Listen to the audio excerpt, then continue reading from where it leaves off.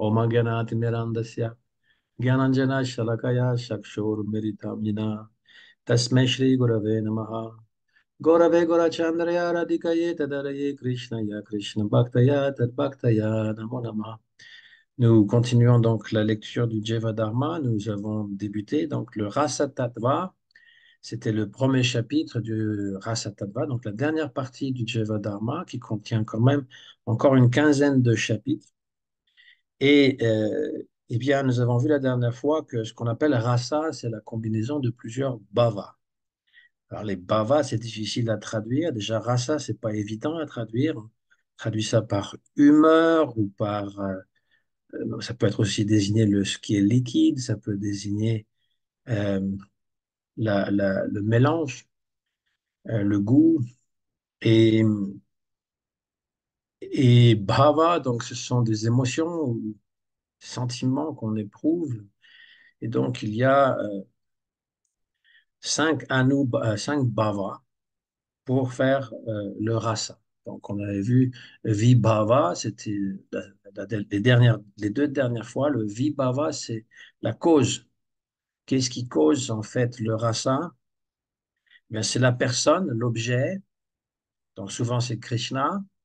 Et celui qui éprouve le sentiment pour Krishna, donc c'est le sujet, on va dire. Et les deux combinés donc, font le vibhava, c'est-à-dire la cause du rasa. Ensuite, là, ce que nous allons voir, c'est Anubhava, et si on a le temps aussi, les Sattvika Bhava.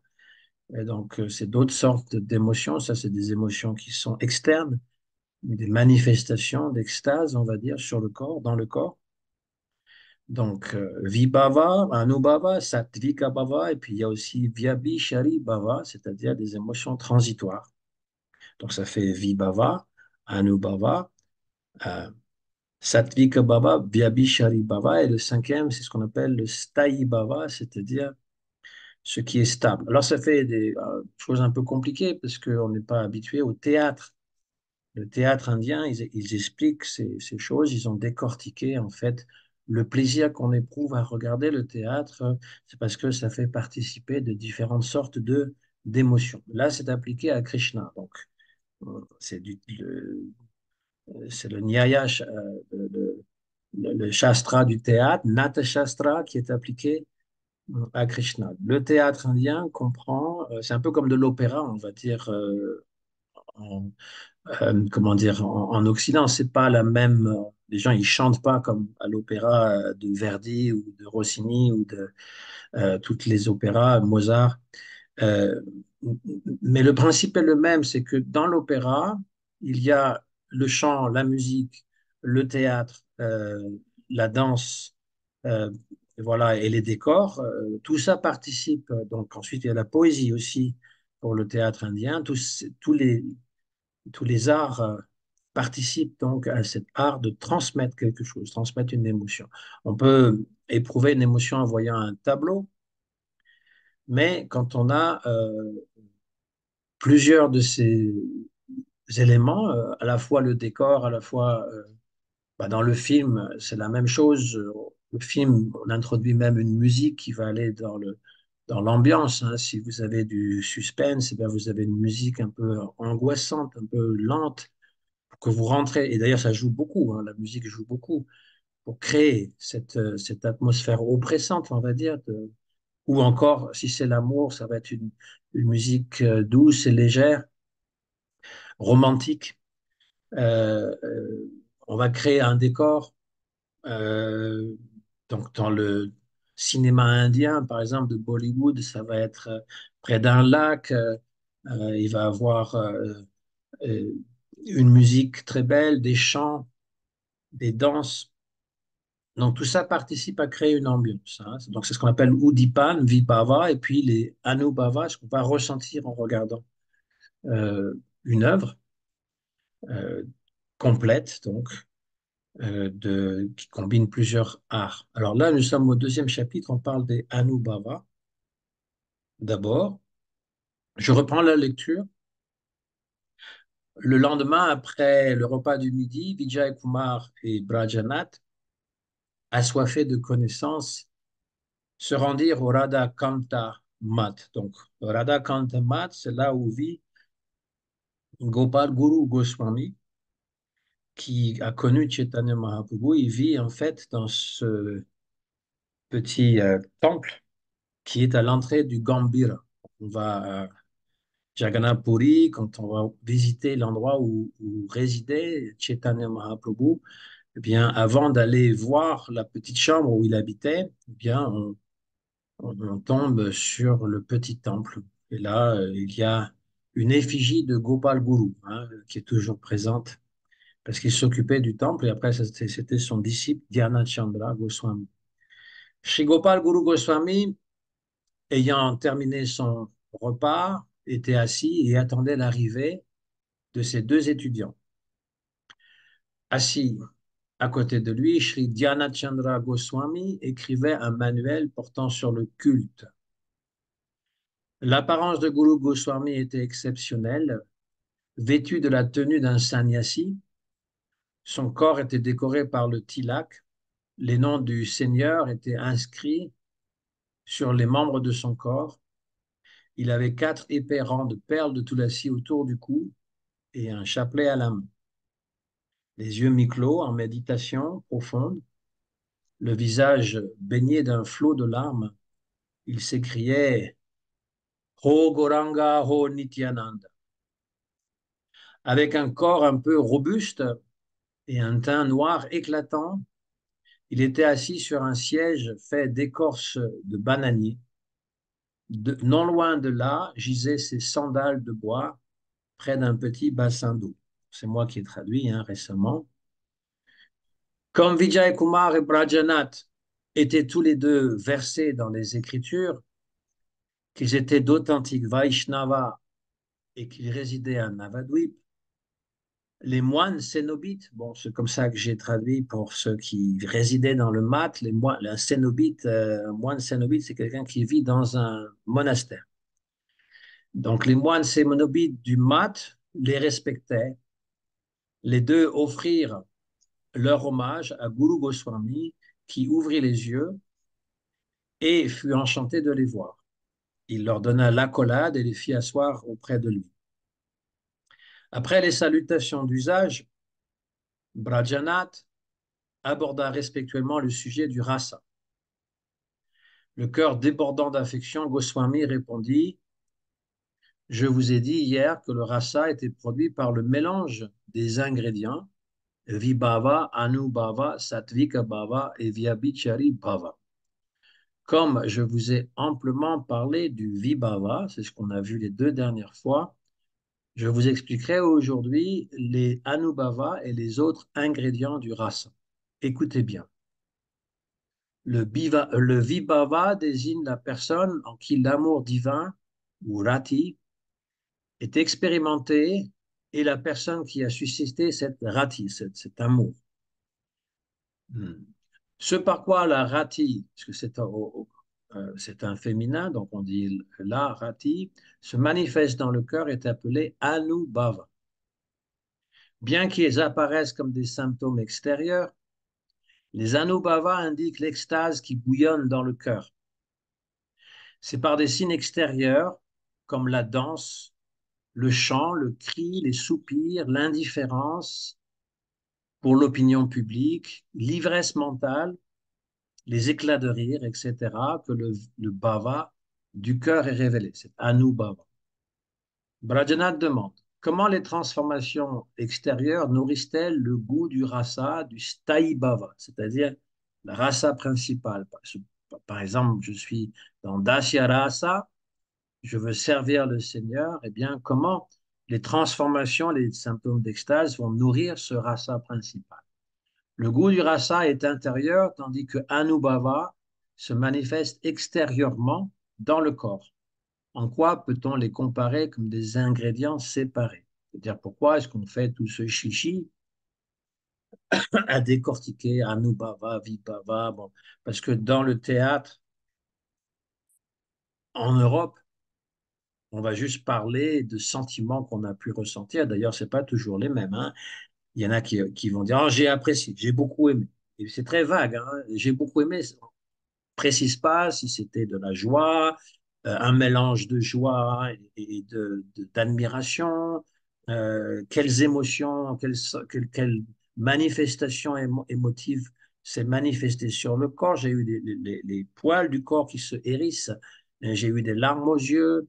Toutes ces choses peuvent arriver quand on regarde un film ou qu'on regarde un spectacle, même mondain, toutes ces choses-là peuvent arriver, mais c'est très vague. On ne va pas détailler dans le menu détail, on ne va pas analyser dans le menu détail les sentiments. Alors que dans le théâtre indien, tout est calculé. Vous savez, même pour la danse, le Bharatanatyam, tous les mouvements sont des mouvements qui sont codifiés.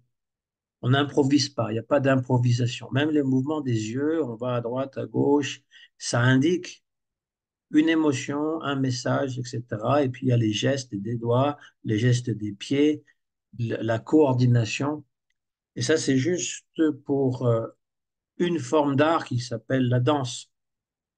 Tout est codifié. Mais c'est la même chose pour la musique, hein, les ragas indiens. Comment dire, pour se préparer, ils peuvent faire des gammes, et puis monter et descendre avec la voix. Mais c'est pas le raga principal. C'est simplement pour montrer qu'ils maîtrisent bien les notes. C'est pareil aussi pour la peinture indienne, il y a des codes spécifiques. Comment peindre exactement. Donc, c'est pas du tout la même chose qu'en Occident. Autrefois, la musique, la peinture, et puis le théâtre, ils avaient aussi on avait des codes, voilà. Et ça n'existe plus. On a fait sauter toutes les barrières pour faire quelque chose de moderne, d'improvisé, voilà. Et donc, des fois, on est un peu confus dans nos émotions, c'est mélangé. Par exemple, on peut avoir un spectacle qui est à la fois drôle et triste à la fois. Alors, il y a des moments où ça se combine bien, d'autres moments, ça se combine très mal. C'est ce que Rupa Goswami appelait rasa basa. Rasa basa, c'est quand on mélange des rasas qui sont incompatibles entre eux. Voilà. Donc, lorsqu'on ne suit pas les codes, c'est ce qu'on arrive finalement, on finit par commettre des choses qui ne sont pas esthétiques, on va dire. Mais là, évidemment, c'est pas de l'esthétisme pur, c'est la bhakti, hein. C'est Krishna est l'objet, donc c'est du bhakti rasa, et c'est Krishna rati, l'amour de Krishna. Voilà ce qui va produire le rasa avec ses différentes bhavas. Donc là, la question, c'est de savoir comment est-ce que ce anubhava est un bhava séparé des autres ingrédients pour former le rasa. Goswami, Gopal Guru Goswami, répond: on voit bien que tu as étudié à fond les textes du Nyaya, de la logique, car je n'ai encore jamais entendu quelqu'un poser une question aussi subtile. Lorsque j'ai étudié ce sujet du rasa auprès de Vakreshvara Pandit, c'est son propre gourou, j'avais moi aussi ce doute dans le cœur. Par la grâce de mon gourou, ce doute fut cependant dissipé. La conclusion profonde est la suivante. Lorsque la conscience est stimulée par le vibhava, c'est-à-dire par Krishna, un étonnement naturel se produit. Cet étonnement fait éclore le cœur de diverses manières. Lorsque le cœur s'épanouit de joie comme une fleur, les transformations correspondantes apparaissent dans le corps. Celles-ci sont appelées anubhava. Ces transformations sont de plusieurs types, dont la danse, le chant, etc. Quand le cœur danse, le corps danse. Ça, c'est pas mal, ça. Quand le cœur danse, le corps se met à danser. C'est-à-dire qu'on est tellement transporté par la joie qu'on va extérioriser donc, ce qu'il y en a dans le cœur. Donc, quand le cœur danse, le corps va se mettre à danser. Quand le cœur chante, le corps va se mettre à chanter. Les anubhavas surgissent pour nourrir l'émotion du cœur et se répandent dans le corps. Aussitôt que le sthayi bhava, c'est-à-dire le rasa principal, dasyaras, sakyaras, vatsalyaras, aussitôt que le sthayi bhava du cœur est inspiré par le vibhava, ce qui va causer la nature de ce rasa, c'est-à-dire Krishna ou ses qualités, la seconde fonction du cœur s'active en tant qu'anubhava. Alors c'est peut-être technique, hein, mais c'est pour comprendre, une fois qu'on a compris comment en fait toutes ces différentes émotions se combinent, on peut vraiment comprendre, lorsqu'on lit les histoires de Krishna, ce qui se passe dans le corps des grands bhaktas, et on peut aussi l'expérimenter pour peu qu'on soit eh bien, en affinité. Sinon, on ne comprend pas. C'est juste très général. Donc, l'anubhava est un ingrédient distinct de cette façon-là, c'est-à-dire ce sont des manifestations extérieures sur le corps qui se manifestent à partir du cœur. Euh, les anubhavas sont les manifestations extérieures des émotions intérieures. Les gestes physiques et les transformations du corps manifestées par un dévot exprimant son amour extatique pour Krishna sont appelés anubhavas. Les anubhavas sont donc les manifestations visibles de l'émotion intérieure qui révèle à l'extérieur le bhava, c'est-à-dire le sentiment, l'émotion, située à l'intérieur dans le cœur. Là, je répète hein, ce que je viens de dire, hein, c'est simplement pour être clair, des fois, au niveau, quand on est enseignant, on est obligé de répéter les choses pour qu'elles rentrent bien dans notre compréhension, dans notre mémoire. Donc, c'est la manifestation extérieure de ce que je ressens à l'intérieur. Voilà. Si je veux donner un exemple tout simple, je suis triste dans le cœur et la manifestation extérieure, ça va être les larmes. Voilà. Les Anubhavas sont donc les Anubhavas sont les manifestations visibles de l'émotion intérieure qui révèlent à l'extérieur le bhava situé à l'intérieur dans le cœur. Ils apparaissent naturellement quand le sthayi bhava est stimulé par un vibhava. Je fais exprès de répéter parce que comme il y a ces termes sanscrits, vibhava, anubhava, après on peut être un peu perdu à travers ces bhavas. Je prononce bien le A final bhava parce que j'entends souvent des dévots qui parlent de bave, mais ils mettent même pas le H aspiré, ils disent bave. Mais la bave en français, c'est pas tout à fait la même chose.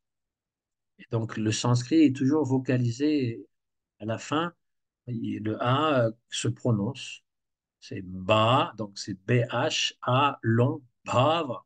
Voilà. Shri Rupa Goswami donne une liste détaillée des anubhavas, danser de joie, chanter très fort, crier de joie, se rouler par terre, courir sans cohérence, se frapper la poitrine, pleurer sans retenue, rire comme un fou, bâiller, soupirer profondément, hoqueter, grincer des dents, frissonner, négliger la présence des autres et étirer le corps, hein, comme ça, étirer le corps, euh, fixer le regard sans cligner des yeux, se balancer comme ivre, secouer la tête dans tous les sens, lorsque, comme ça, lorsque l'amour extatique devient extraordinairement intense, tous ces symptômes apparaissent ensemble et procurent au dévot un soulagement transcendantal.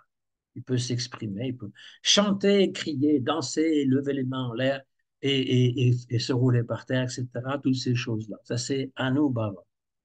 Il existe deux catégories d'Anubhava. Quand apparaissent le chant, le bâillement, etc., on parle de Shita, c'est-à-dire Anubhava, qui sont doux ou calmes. Et quand apparaissent la danse, etc., on parle de Kshipana, c'est des Anubhavas énergiques. Donc, il y en a un qui donc calme, doux, c'est le rire, chanter, bâiller, soupirer, parler avec douceur, et un qui est dynamique, véhément, danser, sauter, se rouler au sol, crier fort, se balancer, frapper le sol, frapper des mains, etc. Vous savez, les dévots, autrefois et même encore aujourd'hui, lorsqu'il y a un kirtan et qu'ils se mettent à chanter fort et à danser, à sauter de haut en bas, et après ils vont dire j'étais en extase. Voilà, qu'est-ce qu'ils expriment en fait, c'est ces extases intérieures. C'est pas de la vraie extase, c'est pas encore ça parce que la vraie extase, on est plus conscient du corps et on n'a plus de désir matériel. C'est surtout ça. Ces deux catégories nourrissent le Sthayi Bhava, donc la rasa principale. Si je suis dans Sakya, je suis un petit ami de Krishna, un petit pâtre, eh bien, je vais pouvoir chanter, danser, sauter de joie, etc. avec lui. Et donc, ça nourrit ce rasa-là. Et en se combinant avec les autres ingrédients, Vibhava, Sattvika Bhava, Vyabhishari Bhava, elle se transforme en rasa. Voilà, c'est ça le rasa est la combinaison de toutes ces choses, un peu comme eh bien, euh, chez la Krishnadas Kaviraj Goswami donne l'exemple d'un breuvage où on met du yaourt et de l'eau et ensuite on rajoute du sucre et on rajoute un peu de sel et on rajoute du sel noir et ensuite on rajoute aussi du poivre et on rajoute aussi du camphre et toutes ces combinaisons font un rasa. Et il suffit de mettre un petit peu trop d'un ingrédient que l'autre, hein, trop d'eau ou trop de poivre ou trop de camphre et la préparation est ratée. Donc, c'est la combinaison scientifique, on va dire, un petit peu de ci, une pincée de sel, une pincée de ceci, voilà. Et le tout fait une boisson qui est appréciée. Donc, le rasa, en fait, c'est quelque chose qui désigne aussi le liquide, hein, quelque chose que l'on boit. Donc, l'exemple est tout à fait approprié. Bien, l'émotion, je suis un petit pâtre avec Krishna, eh bien, j'éprouve toutes ces émotions. Il y a donc ce que je ressens spontanément, ce qui va être à la cause de mon bhava. Je vois Krishna, je vois comment il est habillé, je vois la plume de Pan. C'est ce qu'on appelle un udipan, ce qui va stimuler mon amour. Et puis, je vais ressentir des émotions et je vais, comment dire, me sentir, je vais avoir envie de chanter, de danser, de crier à haute voix, etc. Ma joie. Voilà.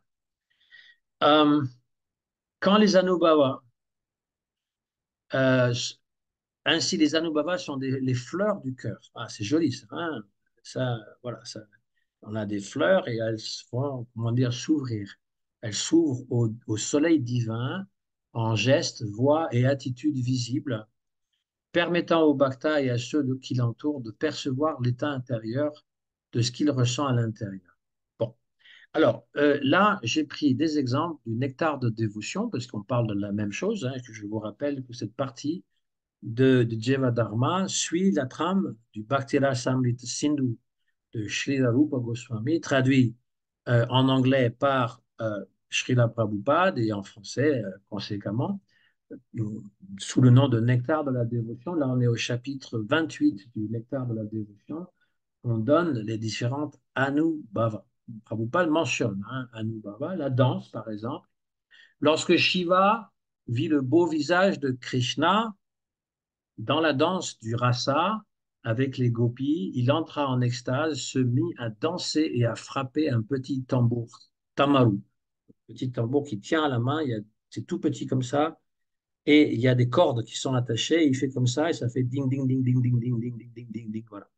Donc il se met à chanter et à danser, et à frapper son petit tambour. Dans sa joie, Ganesh, avec sa trompe d'éléphant, se met à se joindre à lui et à danser.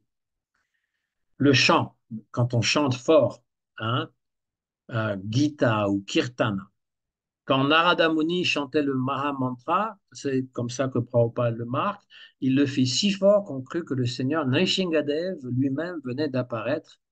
Pris de peur, les démons s'enfuirent dans toutes les directions. C'est comique en même temps.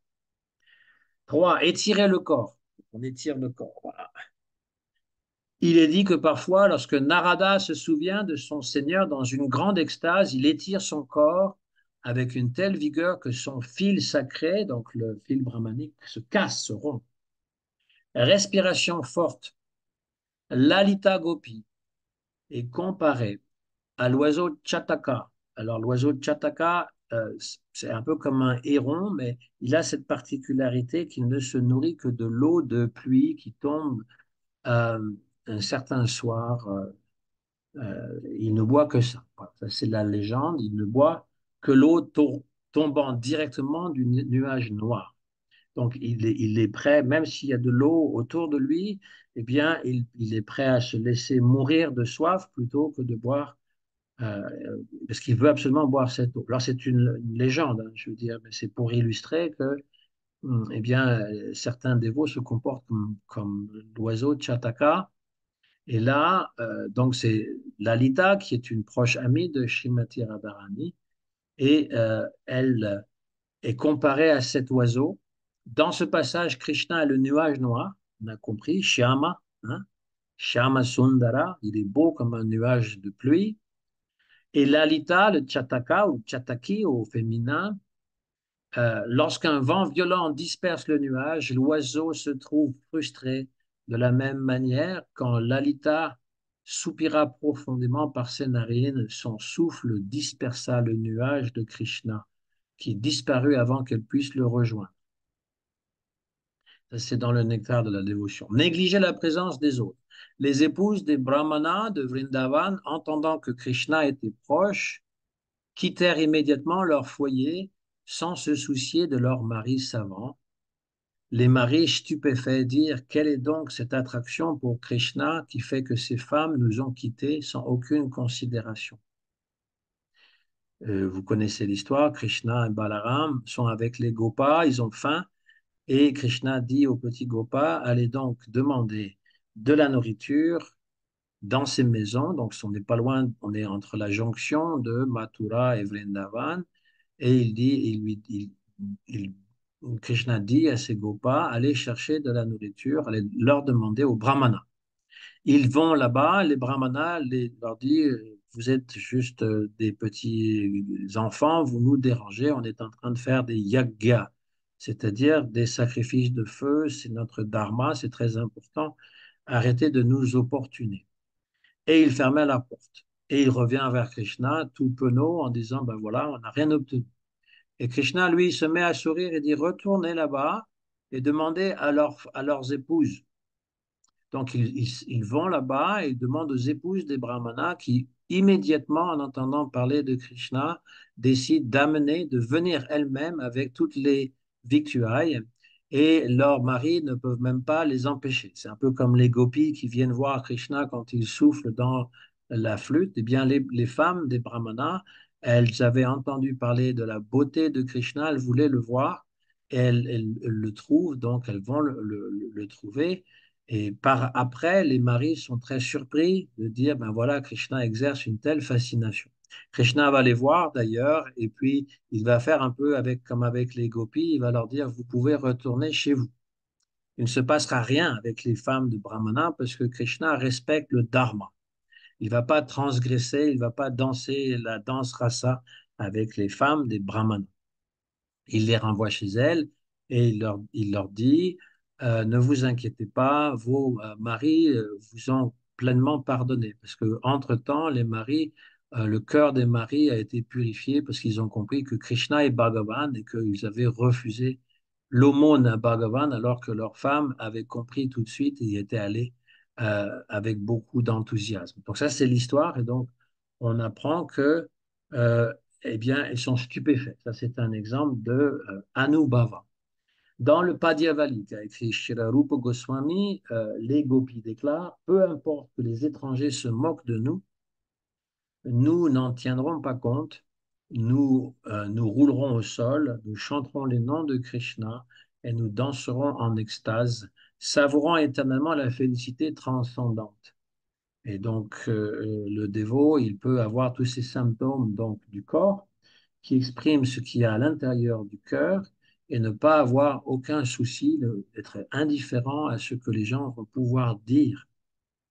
Ces exemples montrent que les anubhavas se manifestent par des gestes et des réactions visibles du corps, exprimant la profondeur du bhava dans le cœur. Ils sont attestés aussi bien chez des grands dévots, Shiva, Narada, les épouses des brahmanas, les gopis, que chez les compagnons intimes du Seigneur. Donc, j'espère que c'est clair pour les anubhavas. On a parlé du vibhava, c'est-à-dire quelle est la cause en fait du rasa? Eh bien, c'est Krishna d'abord, d'une part, par par, par lui-même et par ses qualités, qui va attirer le réceptacle, c'est-à-dire Krishna est l'objet, le dévot est le sujet qui expérimente le bhava, c'est-à-dire les émotions, et les premières bhavas, c'est anubhava, c'est-à-dire dans le corps, la stupéfaction, la danse, le chant, l'indifférence pour l'opinion publique, se rouler par terre, pleurer, etc. Ensuite, on arrive à un autre ingrédient qui s'appelle les sattvika bhava. Donc voilà, je continue la lecture. Après avoir entendu l'enseignement de Guru Goswami, Vijay Kumar et Brajanath restèrent pendant un long moment sans dire un mot, sans voix. Puis, ayant pris la poussière de ses pieds, ils demandèrent qu'entend-on par Sattvika Bhava. Goswami, le mot sattva désigne le cœur pur, hein. On a tamas, rajas, sattva. Tamas, c'est l'ignorance. Rajas, c'est la passion, tous les désirs intenses, l'avidité, etc. La faim, le désir intense. Et donc, sattva, c'est la vertu, c'est-à-dire le calme, la tranquillité, la satisfaction intérieure. Et donc, sattva désigne le cœur pur ou la conscience stimulée par un bhava, par une émotion, en relation avec Krishna, directement ou indirectement. Les bhavas qui naissent de ce sattva sont appelés sattvika bhava. Sattvika, c'est un adjectif du sattva, hein. C'est les bhavas qui sont donc purs. Les sattvika bhavas sont les transformations involontaires du corps produites par l'intensité des émotions spirituelles, bhava, situées dans le cœur pur, shuddha sattva. Au-delà même du sattva, il y a shuddha sattva. Le corps de Vishnu, par exemple, est fait entièrement de shuddha sattva. C'est au-delà de sattva, fait partie des trois gunas, des trois qualités matérielles. Il y a quelque chose même de supérieur. On pourrait dire un sattva spirituel. Il se manifeste sans effort conscient, contrairement au anubhava, qui sont des gestes extérieurs volontaires. Donc ça, c'est une grande différence entre ces deux sortes de bhava. C'est-à-dire que quand j'ai envie, quand le cœur me dit de danser, je me mets à danser. Quand j'ai envie de rire, je me mets à rire. Euh, Bien sûr que parfois ça vient spontanément, mais disons que j'en suis conscient. Alors que les sattvika bhava, c'est les transformations du corps, c'est involontaire. On va voir dans la liste en quoi ça consiste. C'est Sattvika Bhava. Ils se manifestent donc, c'est pas conscient et ils sont déclenchés par l'union, la rencontre ou la séparation avec Sri Krishna ou par la stimulation des vibhavas, Krishna et ses qualités, ses ornements, ses lieux, etc. Ces signes physiques révèlent que le Sthayi Bhava est pleinement éveillé, c'est-à-dire mais bien ma relation principale avec Krishna est pleinement éveillée. Brajanath demande combien de variations existent-ils dans le Sattvika Bhava. Et donc Goswami dit on recense 8 Sattvika Bhava, la stupeur ou la paralysie. Le corps devient immobile, les sens arrêtent de fonctionner momentanément. 2, la transpiration, donc ça c'est complètement involontaire, on se met à transpirer. Le corps se couvre de sueur soudaine. 3, l'horripilation ou la chair de poule ou les poils qui se dressent sur le corps, qui deviennent comme des poils, comme les pointes d'un cactus. 4, le brisement de la voix, c'est-à-dire que la voix devient tremblante, brisée, incapable de former des mots. Bon, on connaît un peu ces symptômes, on a déjà vécu ce genre sous une émotion, eh bien, on n'est pas capable de parler, on a parfois la chair de poule quand on a peur ou on voit quelque chose qui nous émeut aux larmes, et puis on peut même être stupéfait, n'est-ce pas? Donc l'horripilation, le brisement de la voix, ensuite le tremblement, on se met à trembler, le corps tremble violemment, secoué par l'extase. 6, le changement de couleur du corps, le corps peut devenir rouge, blanc ou devenir lumineux. 7, les larmes, les yeux se remplissent de larmes, ruissellent comme des torrents, donc on n'arrive pas à contrôler, ça coule tout seul. 8, l'évanouissement, donc au comble d'une émotion, on peut s'évanouir, perdre conscience, le corps tombe, inconscient, comme mort, submergé par l'extase. Voilà les 8 sattvika bhava. Ça, c'est assez clair, c'est assez facile à comprendre. En résumé, les anubhavas sont les manifestations extérieures volontaires, la danse, le chant, etc., alors que les sattvika bhavas sont les manifestations physiques involontaires, les larmes, les tremblements, la stupeur, etc. Les sattvika bhavas sont incontrôlables. Le bhakta ne peut les produire ni les arrêter volontairement. Ils apparaissent uniquement dans le cœur animé par le pur amour, Shuddha bhakti. Ils nourrissent le rasa en donnant une preuve tangible de la profondeur intérieure du bhava. Brajana. Prabhu, quelle forme prend le sattvika bhava? Goswami, on compte deux divisions principales. Primaire, quand l'émotion principale dirigée vers Krishna submerge complètement le cœur, par exemple la stupeur, la transpiration, etc. Et puis secondaire, quand elle surgit lorsqu'une invasion du cœur se produit en voyant Krishna à distance ou à travers un obstacle. Exemple, le changement de couleur du corps, la voix brisée par l'émotion. Bien qu'il ne s'agisse que d'une émotion spirituelle, les experts parlent d'un troisième type de sattvika bhava qu'ils appellent ruksha sattvika bhava grossier, accidentel. Parfois même une personne qui n'a pas d'amour réel pour Krishna peut ressentir de l'étonnement ou de l'exaltation en entendant parler de ces douceurs extraordinaires. Ça arrive, on raconte une histoire de Krishna et dans l'assemblée, il y a des gens qui ne connaissent pas Krishna, qui n'ont pas vraiment beaucoup d'amour et qui sont quand même touchés par ce qu'ils entendent. Donc c'est quelque chose d'accidentel ou encore enfin, ça reste encore émotionnel, quoi. Voilà. Exemple, les poils du corps qui se hérissent sans véritable préma dans le cœur. Brajanath, comment naît le Sattvika Bhava Goswami lorsque le cœur du sadhaka, c'est-à-dire celui qui pratique la sadhana, devient saturé d'émotions pures en relation avec Krishna, il se soumet au souffle vital. Quand le souffle vital est excité par cette émotion, il se transforme et provoque des agitations physiques dans le corps. Alors apparaissent des transformations corporelles comme la stupeur, le tremblement, la voix brisée, etc. Alors voici quelques exemples pour pouvoir, c'est toujours les exemples, je trouve que c'est important pour illustrer un petit peu quels sont ces bhavas dont on parle. Donc pour le sattvika bhava, selon le nectar de la dévotion, donc on est toujours Rupa Goswami, le Bhakti Rasamrita Sindhu, traduit par Srila Prabhupada, chapitre 28.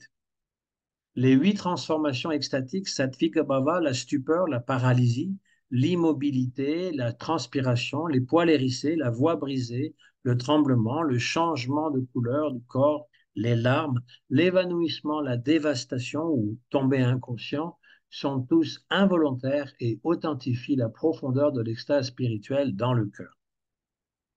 1. Stupeur, paralysie. Ceci est causé par la tribulation extatique, la peur, l'émerveillement, la lamentation ou la colère. Les symptômes sont arrêt de la parole et du mouvement, sentiment de solitude, sensation intense de séparation. Les exemples, Devaki, donc la mère de Krishna qui à Mathura. Devaki, en voyant Krishna cerné par les lutteurs dans l'arène de Kamsa, devint muette et immobile, les yeux secs. Elle était complètement euh, paralysée. Brahma, comprenant que le jeune Krishna était en réalité le Seigneur suprême, resta figé comme une statue dorée à quatre têtes. Les habitants, encore un autre exemple, les habitants de Vraja, voyant Krishna soulever Govardhan, la colline Govardhan, de sa main gauche, furent pétrifiés d'étonnement. Ensuite, autre exemple, les Devas, c'est-à-dire les dieux, voyant Krishna pénétrer dans le corps du démon Baka. Vous savez, c'était un immense, c'est pas un canard, c'est aussi comme une sorte de héron, mais gigantesque avec un grand bec. Il avait avalé Krishna. Donc, les dieux, en voyant Krishna pénétrer dans le corps du démon Baka, restèrent sans voix, frappés de stupeur. Autre exemple, Arjuna, observant Ashwatthama préparer une arme Brahmastra contre Krishna, resta un instant immobile, médusé. Sveda, la transpiration, peut naître de la joie, de la peur ou de la colère. Exemple, une gopi dit à Srimati Radharani, tu blâmes le soleil, mais en réalité, si tu transpires, c'est parce que ton cœur s'est enflammé de désir en voyant Krishna. C'est Prabhupada qui écrit ça. Raktaka, le serviteur de Krishna à Vrindavan, voyant Krishna déguisé en Abhimanyu, c'est l'époux de Radharani, crut à une imposture et le réprimanda. Quand il comprit que c'était Krishna, il se mit à transpirer de peur. Garuda, l'aigle qui est la monture de Vishnu, voyant Indra lancer un déluge sur Vrindavan, se mit à transpirer de colère en contemplant la scène depuis les nuages. Ensuite, Romancha, ça c'est une autre Sattvika Bhava, Romancha, la chair de poule, l'horripilation, les poils du corps se dressent par extase, émerveillement ou crainte. Exemple, Yashoda, regardant dans la bouche de Krishna pour vérifier s'il avait vraiment mangé de la terre, il vit tout l'univers et toutes les planètes. Devant cette vision cosmique, ses poils se hérissèrent. Ensuite, la voix brisée, les balbutiements. L'exemple, Brahma, après s'être prosterné devant Krishna, qui avait manifesté tous les petits veaux et les petits pâtres, pria avec une voix tremblante. Ça, c'est dans le Srimad Bhagavatam. Ensuite, Krishna, après avoir invité les gopis à le rejoindre en jouant de sa flûte, leur demanda de rentrer chez elles. Celles-ci lui parlèrent alors avec une voix brisée, mi-colère, mi-suppliante. Donc Krishna, il les appelle avec sa flûte, elles viennent dans la forêt de Vrindavan le rejoindre. Et lorsqu'elles sont près de Krishna, Krishna les taquine en disant, vous êtes venus admirer la forêt de Vrindavan qui est éclairée par la pleine lune d'automne. Et donc maintenant, c'est mieux que vous rentrez chez vous. Et donc en entendant cela, elles se mettent à lui parler avec une voix tremblante, de colère et de supplication. 5. Le tremblement du corps. Un exemple, Shrimati Radharani trembla de peur quand Krishna attaqua le démon Shankasura. Shankasura, c'est un démon qui a kidnappé les gopis. Et Krishna et Balaram l'ont attaqué, l'ont tué et ont pris le diamant qui était sur sa tête, qui s'appelle Shyamantaka. Donc, quand elle a vu Krishna qui se battait avec le démon, elle a son corps a tremblé de peur à Radharani. Sahadev, c'est un des 5 Pandavas. On a Yudhishthir, Arjuna, Bhima, Nakula et Sahadev, le plus jeune.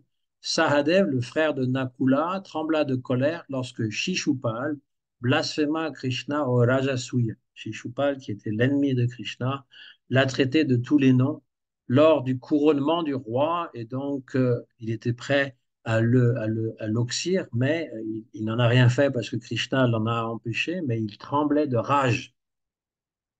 Un autre exemple, Srimati Radharani trembla en déclarant ne plaisante pas avec ce garçon trompeur, il n'apporte que déception et douleur. Ensuite, le 6e, changement de couleur du corps. Des exemples, comme ça, voyant Krishna et Balaram dans l'arène, changea de couleur, il a dû pâlir. Indra, 2e exemple, voyant Krishna protéger Vrindavan sous Govardhan, pâlit de stupeur. Rupa Goswami, ça c'est une note, indique que le rougissement ou la pâleur extrême sont si rares qu'ils n'en discutent pas longuement. Ensuite, les larmes. 7. Les larmes peuvent être froides, celles de tristesse, ou brûlantes, celles de la colère. Exemple, Srimati Rukmini à Dwaraka pleura de tribulation en pensant à Krishna.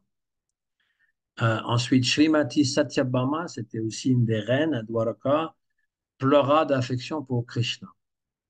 Bhima, un des Pandavas, un autre exemple, voyant Shishupal insulter Krishna au sacrifice Rajasuya, pleura de colère, ses yeux ruisselaient de larmes brûlantes, semblables à des nuages couvrant la lune. Dans le Srimad Bhagavatam aussi, il est dit que Rukmini, craignant la séparation de Krishna, se mit à gratter la terre avec ses ongles, les larmes mêlées au noir de ses yeux et au kumkum sur sa poitrine. Krishna était en train de la taquiner en disant qu'elle aurait dû marier quelqu'un d'autre que lui. Il n'était pas un bon mari, que finalement ça n'apportait que des problèmes. Il plaisantait, mais elle l'a pris au pied de la lettre et elle était en train comment dire, euh, gratter la terre avec ses ongles de pied, n'est-ce pas? Et après, elle s'est évanouie d'ailleurs. Elle est tombée comme un, un- un palmier qu'on aurait coupé. Elle est tombée et Krishna l'a rattrapée. Ensuite, l'évanouissement. Dernier, comment dire, extase, qu'on appelle sattvika bhava, évanouissement, dévastation, état de confusion totale où le dévot perd la conscience des sens. Exemple, Les gopis, en cherchant Krishna dans la forêt, se figèrent et devinrent presque inconscientes quand il apparut soudainement hors des buissons, semblables à des statues vivantes. Enfin, elles étaient des statues vivantes et il apparut devant elles.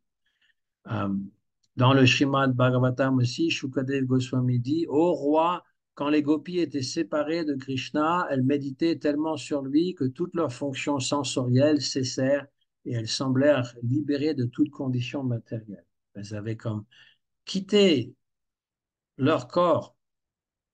Voilà. Euh, le Sattvika Bhava est une réaction involontaire et corporelle née de l'intensité de l'amour spirituel. Il est de trois sortes primaires des issues de l'amour authentique, gona secondaire quand il y a un obstacle ou une perception indirecte, et grossier quand il apparaît sans pur amour véritable pour Krishna. Ces 8 transformations sont universellement décrites dans l'esthétique du rasa et vues comme les sauts physiques de l'extase intérieure. Voilà. Donc voilà pour Anubhava et Sattvika Bhava. Euh, Il y a plein d'autres exemples que je ne vous donnerai pas, c'est pas nécessaire. Vous les trouvez dans le Nectar de la dévotion et je pense que c'est suffisant pour aujourd'hui. C'est-à-dire que nous avons vu 2 autres ingrédients sur les 4, parce que le cinquième, c'est simple à comprendre, c'est notre relation avec Krishna. Donc, on a vu, pour résumer, Vibhava, la cause du rasa. Qu'est-ce qui cause le rasa? C'est le Vibhava. Il y a 2 ingrédients, enfin euh, deux éléments du Vibhava. Il y a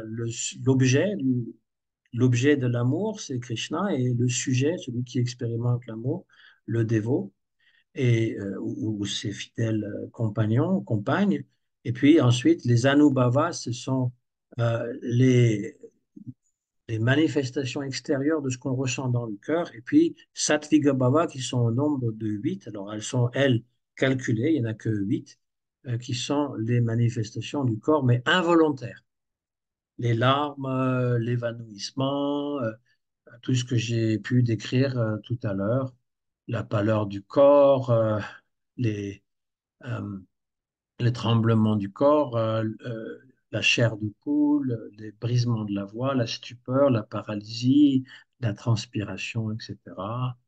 Euh,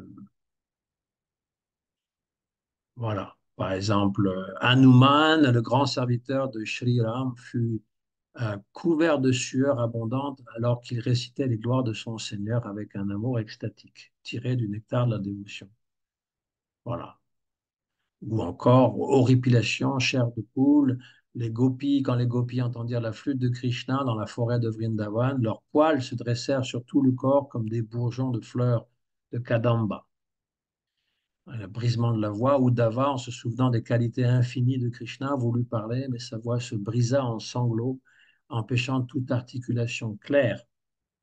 Tremblement, Sri Chaitanya Mahaprabhu, en entendant simplement le nom de Krishna, était saisi de tremblements si forts que son corps semblait prêt à se disloquer. Changement de couleur, quand Rukmini vit Krishna dans l'assemblée des rois venus pour l'enlèvement, son corps devint pâle comme une fleur de lotus blanche, révélant son extase d'amour. Larmes, Sri Chaitanya Mahaprabhu chantait le saint nom de Krishna avec une telle intensité que ses yeux versaient des torrents de larmes inondant sa poitrine. Évanouissement, perte de conscience, comme une gopie entendit le son de la flûte de Krishna alors qu'il quittait Vrindavan pour Mathura, elle tomba au sol, privée de conscience, submergée par l'extase de séparation. Voilà. Alors maintenant, dites-moi si vous avez tout compris et puis s'il y a des questions, des commentaires, des éclaircissements, etc. J'ai coupé le chapitre. Le chapitre comprenait les 3 ingrédients, Anubhava, Sattvika Bhava et Vyabhishari Bhava, mais ça fait un peu beaucoup à Mm. assimiler. Donc je l'ai coupé, et voilà. Est-ce que le Anu de Bava, Anu Bava, c'est le même que Anu, Hanuman ou Ah non, mais Hanuman, ça n'a aucun. Anuradha? Le Anu en lui-même, en Oui, fait, Anu, oui. qui est petit, mais qui est Oui, aussi ce que petit, mais je Hanuman, c'est avec un H, c'est pas la même Ah, c'est chose. pas le même. Oui, ben par contre, c'est le même de. Hanuman, Anuradha ou Anu Chaitanya. Voilà, euh, c'est petit ou qui va dans les traces ou qui manifeste quelque part. Est-ce Ouais, que c'est le même? ouais, C'est ça. Ouais. ouais. Donc Et j'ai compris une autre dimension. petites extases. Mais là, on parle quand même, on s'est combiné, hein, Oui, c'est mais parce que combiné c'est avec aussi une d'autres. manifestation si on marche dans les traces de quelque chose, comme c'est Mais ce pas qui est que. intéressant à savoir, c'est quand on lit les exemples que j'ai donnés, c'est qu'on Hmm, comprend ce qui se passe. c'est ça. Voilà. Moi, j'ai compris d'autres dimensions du Anu, si c'est bien le même. Et que Anu Radha, par exemple, ou Anu Krishna, Chaitanya, comme tu disais. Et Anu Chaitanya, ça veut dire qu'on a la même conscience ah ouais, que Krishna, mais elle est Vibhu Chaitanya, c'est-à-dire pleine et entière, alors que nous, c'est Anu, ouais, petite. c'est ça. Donc du coup, voilà, euh,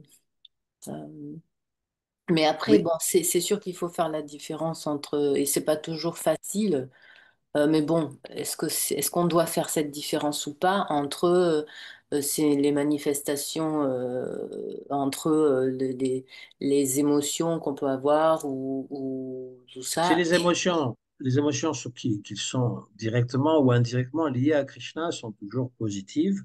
Après, il ne faut pas, comment dire, suivre uniquement ces émotions. C'est pour ça qu'il y a un certain aspect un peu intellectuel, on va dire, là, juste pour euh, apprendre, pour comprendre. Il faut apprendre ces termes et les comprendre. Donc, c'est plus la tête qui fonctionne. Et donc, lorsqu'il y a des sentiments qui sont envahissants, c'est bon d'en parler à certains dévots qui pourront comprendre. Parfois, c'est parce qu'on est plus émotif, comme je le disais, et que donc ça va être naturel. C'est peut-être une bonne chose, après tout, d'être émotif par rapport à nos propres, ce qui nous fait plaisir, ce qui nous apporte du plaisir, du bonheur dans notre vie, et bien que ça soit lié directement avec Krishna. Par rapport au gourou, il faut faire attention avec une overdose de sentiments et d'émotions. Je ne suis pas toujours certain que c'est la meilleure façon de servir le gourou. Le gourou, il préfère qu'on serve les Vaishnavas, qu'on serve sa mission, voilà, qu'on écoute ce qu'il a à dire, que de manifester des sentiments. Voilà. Je dis ça parce que, en fait, je remarque parfois qu'il y a des femmes qui sont amoureuses, littéralement, de leur gourou. C'est pas tellement bon, c'est pas bon pour lui, en tout cas. Il faut faire attention que finalement le sentiment qu'on ressent ne soit pas un sentiment euh, qui vienne de ce monde, un sentiment matériel, quoi. C'est pour ça que le gourou, en général, il fait des tests, parfois il met à distance ou il va frustrer ce désir de reconnaissance ou d'amour, etc., qu'on peut avoir pour lui ou à travers lui. Il va mettre une espèce d'obstacle ou de mise à distance quand le gourou est authentique et qu'il enseigne même sans parole, pour qu'on ne fasse pas cette confusion entre un sentimentalisme béat ou une émotion qui est vraiment matérielle. On a tous besoin d'amour. Le gourou, il peut nous donner, comment dire, pour nous encourager. Mais ultimement, il est là aussi pour briser l'ego. Il n'est pas là juste pour flatter, il n'est pas là uniquement. Donc je dis simplement, c'est comme une mise en garde, on veut dire. Envers Krishna, on peut déborder d'émotions. Envers le gourou, on doit apprendre une certaine retenue et de voir, en fait, le gourou, il est un maître. Avant tout, il est un maître. C'est pas, il remplace pas le père, il remplace pas le mari, il remplace pas l'ami. Toutes les relations qu'on peut avoir avec Krishna, on les a pas avec le gourou de cette façon-là. Avec le gourou, on est dasya, on est serviteur. On peut avoir des relations amicales lorsque il y a une bonne connaissance de la personne et une proximité. Mais cette amitié n'est pas une amitié copain-copain. C'est une amitié dans le sens où on peut lui révéler des choses les plus profondes dans notre cœur, pas les impuretés, pas les désirs, pas les manques. Ça reste toujours dans le truc mondain, mais les réalisations et puis les appréciations, etc. Voilà. J'ai remarqué dans certains des disciples, de certains gourous, il y a comme une familiarité que je trouve un peu déplacée. Mm. Il faut toujours garder un peu. C'est bien quand même d'avoir un peu Eshwarya vis-à-vis du gourou, une espèce de crainte révérentielle, une distance, considérer qu'il est vraiment un maître qui peut nous apprendre des choses qu'on n'apprend nulle part ailleurs. Voilà, c'est ce que je voulais dire. C'est ce que je parlais en général. Le service, justement. C'est, On est proche du gourou par le service, par l'écoute qu'on peut avoir en essayant de suivre ses instructions. C'est vraiment ça. Et on n'a pas vraiment toujours besoin de poser toutes sortes de questions et de toujours être avec le gourou. En fait, il est toujours avec nous. mm. Il répond à nos questions. Moi, j'ai toujours été étonné, en tout cas avec... Dans le Harikata, il répond à nos questions. oui. Mm. Mais moi, j'ai été toujours étonné par Narayan Maharaj qui pouvait m'instruire par les yeux. Je Mm. comprenais ce qu'il me disait quand il me regardait. Je savais exactement ce qu'il me disait. Et parfois, c'était même, tu vois, je dirais, une attitude que j'aurais pu avoir qui est puérile et qui, en me regardant, il dit, ben, enfin, dis franchement, tu sais ces choses-là, pourquoi tu te comportes comme ça?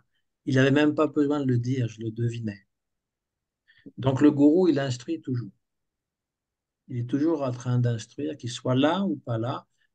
Et parfois, enfin, très souvent, je veux dire, avec Prabhupada, avec Gurudev, il n'y a jamais eu besoin d'avoir des grandes discussions ou des questions à n'en plus finir, parce que les questions, elles étaient répondues très facilement. J'ai toujours été surpris qu'en quelques mots, il pouvait réduire des montagnes de doutes. Il Mm. répondait avec très simplement et voilà. Donc, c'est pour ça que le gourou est très spécial, parce qu'il donne un enseignement qui est au-delà de même ce qu'on. C'est pas un simple professeur qui doit répéter la leçon encore et encore avant qu'elle soit comprise. Et une fois qu'on l'a comprise, on dit, bon, allez, au revoir, professeur. Le gourou, il est toujours avec nous pour nous faire comprendre toujours encore plus en profondeur, tout le temps. Mm.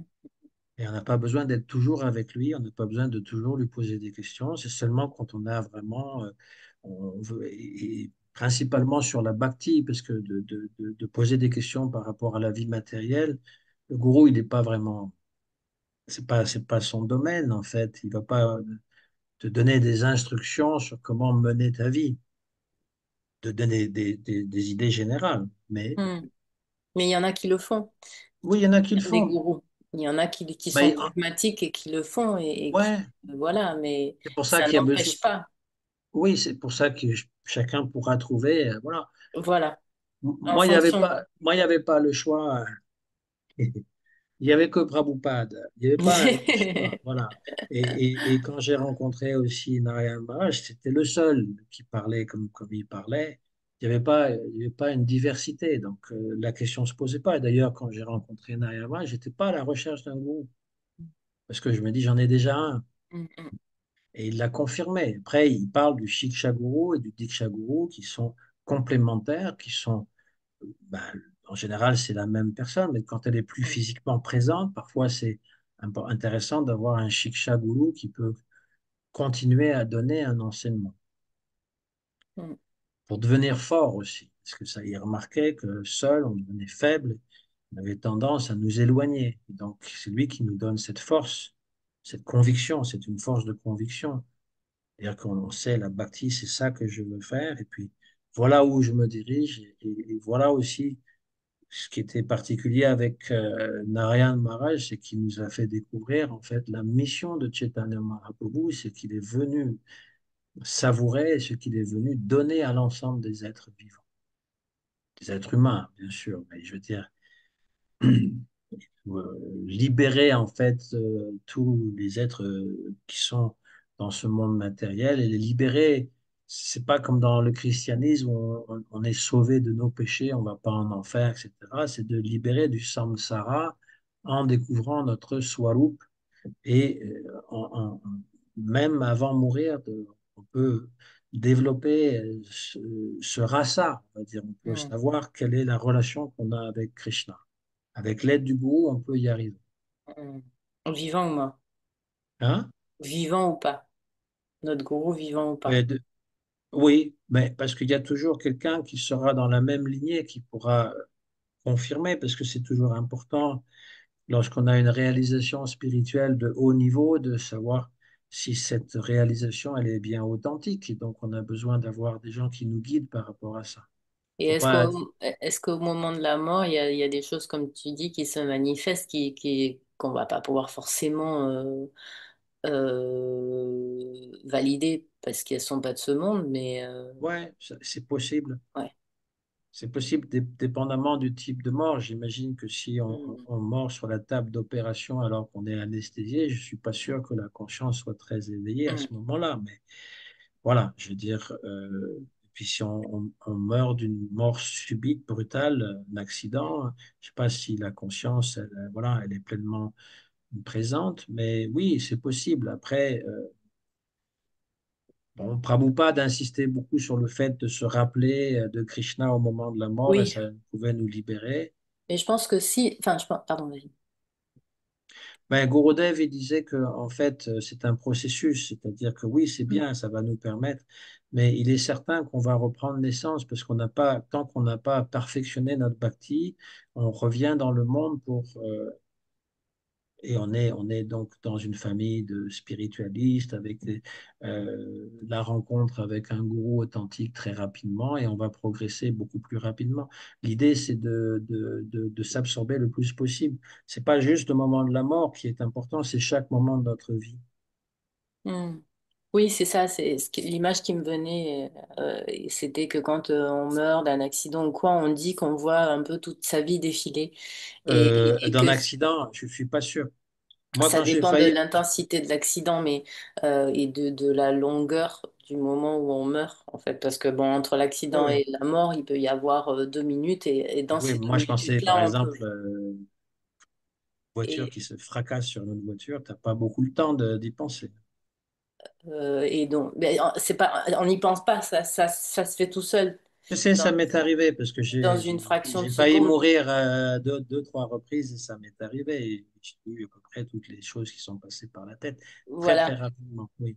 Et ça, donc dans ça, je pense que quand on pratique et qu'on est dévot, il doit y avoir dans ce laps de temps Krishna quelque part, quoi. J'imagine. Krishna au gourou, oui. C'est ça. Oui, bien sûr, évidemment. Même sans volontairement y penser, quoi. Oui, bien sûr. Mm. Mais c'est ce que, c'est, en fait, Prabhupada, il le disait toujours. Tu vas penser, à un moment de la mort, tu vas penser sur ce sur quoi tu as passé le plus de temps à t'absorber. Ouais. Et donc, si c'est le plaisir, voilà, si c'est les femmes, pour un homme, il va penser à une femme, hein, et il va devenir une femme la vie C'est prochaine. ça, j'allais dire. Donc Krishna, il est bon parce qu'il te donne exactement ce que tu voulais. C'est Voilà. ça. Moi, je suis sûre que Donc, c'est ce qui m'est arrivé. ben, dans les vies passées, oui. Après, quand on est sur le chemin de la bâtie, eh bien, on a cette grâce, cette miséricorde que, en fait, on va pas redescendre. Ouais. Dans le schéma de Bhagavatam, il est dit que le bhakta, il va ni en enfer ni au paradis. Mm. Parce que s'il va au paradis, il perd beaucoup de temps, avec beaucoup de plaisir et de voilà. Mais après, il faut qu'il redescende de là et on perd beaucoup de temps puisque le temps est plus lent là-bas. Et donc, un jour qu'on passe au paradis d'Indra, ça équivaut à 6 mois ou même un an puisqu'il y a le jour et la nuit. Donc, c'est long. On perd beaucoup de temps. Et l'enfer, bon, pas tellement marrant ça. Mais donc le dévot, il reprend naissance en général dans une forme humaine, parce que ceux qui reviennent en tant qu'animaux, eh bien, ils sont allés en enfer. Ils vont d'abord en enfer et ensuite ils reviennent sous la forme d'un animal. Et donc l'exemple de Bharat Muni, c'est un peu exceptionnel parce que lui, eh bien, il était absorbé sous la forme du daim, il est redevenu sous la forme du daim, mais il se souvenait de sa vie passée. Ça, c'est Mm. assez exceptionnel, juste pour nous montrer les choses sur Oui. lesquelles on va penser, c'est ce qu'on va devenir. Donc, effectivement, si on a eu une. Des fois, il y a des dévots qui ont dit que leur gourou leur est apparu Mm. avant de mourir. Ils C'est l'ont ça. dit, ils l'ont exprimé. Voilà. Ah ouais. Mm. Oui, voilà. Et bon, Krishna et ses dévots peuvent nous permettre de arriver à un stade où les émotions ne sont plus incontrôlables, on va dire. Le problème du monde matériel, c'est que nos émotions nous contrôlent. Soit on les a complètement étouffées et on ne peut pas les exprimer, on les ressent plus, soit on est submergé par les émotions, par la colère, par la tristesse, par toutes sortes de choses. Mais c'est des émotions qui sont reliées à la petite enfance ou encore à nos désirs insatisfaits, à nos traumatismes personnels. Et donc, c'est toujours douloureux. Mm. Mais les émotions qui sont liées à Krishna, eh bien, c'est des émotions d'extase, c'est-à-dire des émotions d'amour. C'est toujours relié à l'amour. L'amour en ce monde est aussi douloureux parce que très souvent, eh bien, il ne dure pas. Ou il peut être trompeur parce que eh bien, l'être aimé peut en aimer quelqu'un d'autre. Où il peut se rompre pour X raisons. Et la séparation, le sentiment de séparation, on le verra un petit peu plus loin dans le Jiva Dharma, la séparation dans le monde matériel est toujours source de souffrance, alors que dans le monde spirituel, la séparation d'avec Krishna est une forme d'extase. Mm. C'est difficile à comprendre, mais comme c'est Krishna qui est la cause et qu'il est Satchitananda, tout ce qui est relié à lui, y compris la séparation, est une forme d'extase. Mm. C'est ça ce que tu viens de dire par rapport pas à l'extase de Krishna, mais quand tu parlais des femmes tout à l'heure avec leurs émotions et quand tu parles des émotions qui sont soit qui nous submergent, soit qui sont enfouies. Et en fait, ben, la plupart des femmes ont justement ces émotions qui sont accessibles et qui nous submergent. Et parfois les hommes, sans vouloir faire de grandes catégories, mais parfois les hommes, c'est l'inverse. Les émotions sont plus enfouies en fait chez un homme que chez une Mais femme. parce Et quand que on ça va dépend de l'éducation qu'on a ça reçue. Très dépend de souvent, l'éducation, mais quand une femme, ben, c'est pour ça que je sais plus dans quelle philosophie spirituelle, il est dit que c'est plus facile pour les femmes de spirituellement avancer parce que nous, on a déjà accès à ces émotions-là oui, et on oui. a la possibilité de les transformer, de les maîtriser, de les À plus condition, facilement que quand oui, elles sont enfouies. c'est vrai, Mm, c'est vrai. mm. Mais quand on est un garçon, par exemple, on nous dit qu'on peut pas pleurer parce que c'est pas, les garçons ils Oui, ben pleurent oui, pas.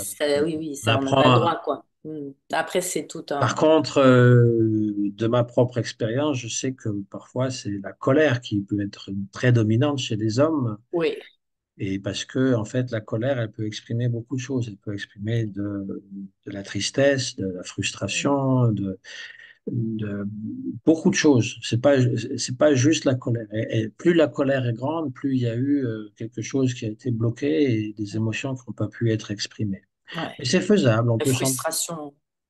ben oui, les humiliations, Mm. voilà. Donc après, on arrive à se débarrasser aussi de certaines de ces blessures du passé, de ces, voilà, à exprimer, mais à bon escient, on va dire. Hum, Et la bhakti, elle agit en douceur, hein.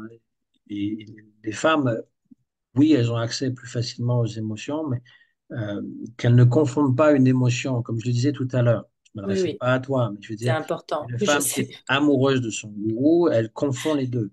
Elle confond son désir personnel et l'émotion spirituelle. Parce que si elle savait qui est son gourou, cette émotion ne serait pas du tout la même. Mm, mm, Elle serait encore plus dans l'étonnement.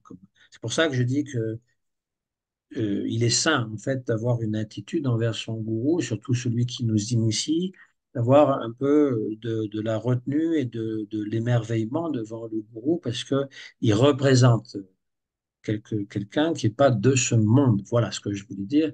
Donc, on ne peut pas projeter sur lui des désirs. Enfin, si on peut le faire, mais il faut faire cette différence transcender, on va dire, un effort. Ça passe aussi par la compréhension. mm.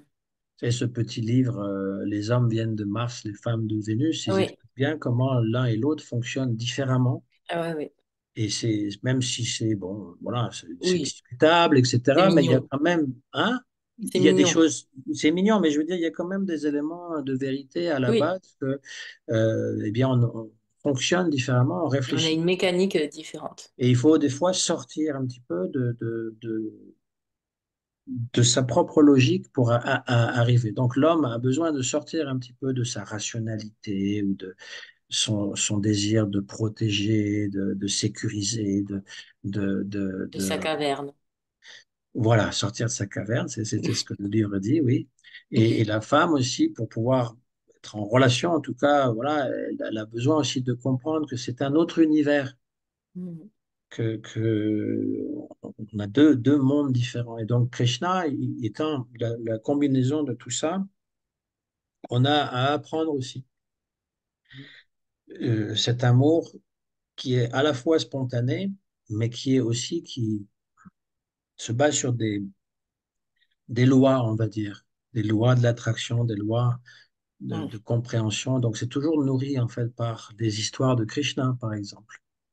C'est ce Mhm. que j'ai fait parce que, en fait, ces exemples que j'ai donnés, ils viennent pas du Jivadharma. Dans le Jivadharma, ça devient un peu sec, un peu aride parce que c'est un condensé avec beaucoup de termes sanscrits et donc il faut vraiment s'accrocher pour comprendre. Là, j'ai rendu plus accessible en mettant des exemples qui viennent du nectar de la dévotion parce que ça illustre et ça nourrit aussi parce qu'on est beaucoup plus réceptif aux histoires que simplement à la classification des différentes de la terminologie. Voilà. Enfin, c'était mon idée. Je ne sais pas si j'ai réussi, mais de Non, rendre, non, ça marche, ça marche. C'est une merveilleuse classification. Vibhava, Anubhava, voilà, ce genre de. Satvika. Ouais. Ouais, c'est c'est bien de les catégoriser comme ça. Comme ça, on Ah, y voit Ouais, plus. ouais, moi je pense que les exemples aussi, ouais, Ouais. les exemples qui sont tirés du nectar de la dévotion, c'est ça ça. vient vraiment illustrer. Ouais. Mhm. Ouais. Parce On y voit que, beaucoup plus clair. en fait, Prabhupada, il n'a pas défini tous ces termes avec beaucoup de détails. Il va parler donc de ce qui stimule, etc. Mais voilà, donc on comprend, mais pas tout. Mais par contre, il y a des histoires. Et dans le Bhakti Rasamrita Sindhu, eh bien, il y a les termes. Et il y a aussi les histoires, mais disons qu'il y a beaucoup de termes et ça devient un petit peu, voilà. Et dans le Jivadhamma, il n'y a que les termes, il n'y a pas les exemples, il n'y a pas les histoires. Donc ça devient un peu aride, on peut dire. Je sais que Bhaktivinoda Thakur, il a tout condensé. Et Mhm. pour comprendre Bhaktivinoda Thakur, eh bien, je pense qu'il faut jeter un regard sur le nectar de la dévotion.